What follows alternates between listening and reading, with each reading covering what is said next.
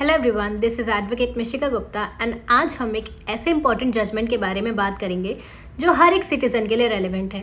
ये important judgement है bell applications और एंटीसिपेटरी बेल एप्लीकेशंस को लेकर। अब सुप्रीम कोर्ट ने क्लियर डायरेक्शंस दिए हैं सबऑर्डिनेट कोर्ट्स और हाई कोर्ट्स को कि ऐसे मैटर्स 3 to 6 मंथ्स के अंदर डिस्पोज हो जाने चाहिए, क्योंकि ये केसेस सिटीजन की पर्सनल लिबर्टी से जुड़े होते हैं और जब लिबर्टी की बात हो तो delay of justice actually denial of justice बन जाता है। तो सबसे पहले समझते हैं व्हाई दिस जजमेंट मैटर्स। देखिए, बेल एप्लीकेशन एक तरह का लाइफलाइन है। जब किसी इंसान पर क्रिमिनल चार्जेस लगते हैं और उसे अरेस्ट होने का डर होता है, तब वो एंटीसिपेटरी बेल एप्लीकेशन के लिए फाइल करता है, और अगर वो अरेस्ट हो जाता है तो वो बेल एप्लीकेशन के लिए फाइल करता है। पर अब आप सोचिए, अगर वो एप्लीकेशन 5 से 6 साल तक पेंडिंग पड़ी रहे, अब ऐसे में तो उस व्यक्ति की जिंदगी अनसर्टेनिटी में कट जाती है। उसके ऊपर एक कलंक लग जाता है, उसके करियर पर, फैमिली पर, रेपुटेशन पर, सब कुछ अंडर क्लाउड ऑफ डाउट आ जाता है। इसी वजह से सुप्रीम कोर्ट ने कहा है application concerning personal liberty can not be kept for years. अब इसमें सुप्रीम कोर्ट की क्या ऑब्जर्वेशंस थी? Bench of justice JB Pardiwala और जस्टिस R महादेवन ने कहा कि इस तरह का डिले CRPC के ऑब्जेक्ट को फ्रस्ट्रेट करता है।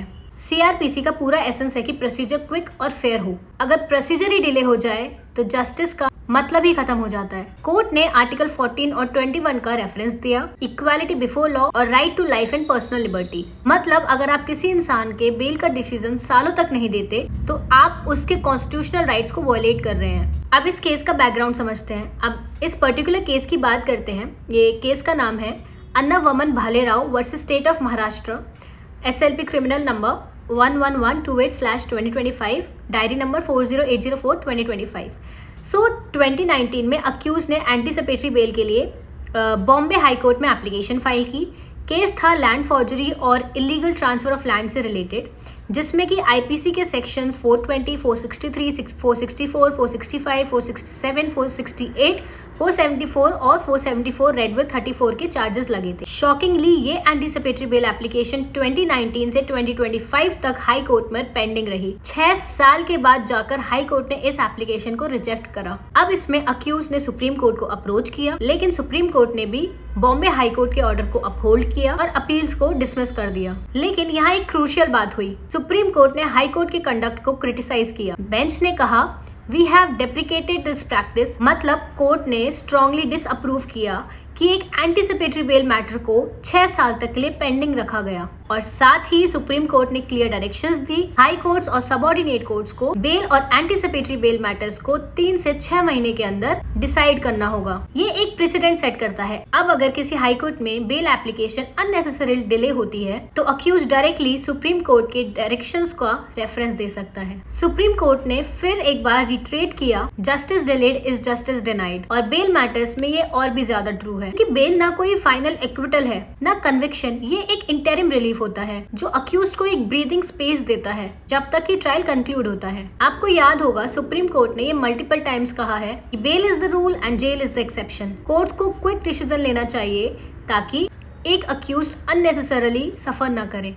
अब इसका प्रैक्टिकल इम्प्लीकेशन क्या है? मतलब ये एक आम आदमी के लिए कैसे रेलेवेंट हुआ? अगर आप या आपके किसी जान पहचान के किसी इंसान के अगेंस्ट फॉल्स FIR होता है और वो इंसान एंटीसिपेटरी बेल के लिए अप्लाई करता है, तो अब हाई कोर्ट या ट्रायल कोर्ट उस एप्लीकेशन को ईयर्स तक के लिए पेंडिंग नहीं रख सकती। अगर आपको लगता है अननेसेसरली डिले हो रहा है तो सुप्रीम कोर्ट का आप ये रेफरेंस दे सकते हैं और क्विक डिस्पोजल डिमांड कर सकते हो। लॉयर्स के लिए भी एक प्रेसिडेंट बन गया है। आर्ग्यूमेंट्स में साइट करना अब इजी होगा कि bail matters deserve urgent listing. Supreme court ने एक तरह से जुडिशियल अकाउंटेबिलिटी की बात की है। अगर हाई कोर्ट्स और ट्रायल कोर्ट्स पर्सनल लिबर्टी के मैटर्स को इतना डिले करते हैं तो वो लोगों का ट्रस्ट अंडरमाइन करते हैं। इसी वजह से इस जजमेंट को एक माइलस्टोन माना जा रहा है, क्योंकि ये जुडिशरी के अंदर सेल्फ करेक्शन का सिग्नल है। तो ये था सुप्रीम कोर्ट का recent landmark ruling on bail and anticipatory bail matters. Message बहुत ही सिंपल है, applications concerning liberty can not languish for years. अब देखना ये है कि ग्राउंड रियलिटी में हाई कोर्ट्स और ट्रायल कोर्ट्स इस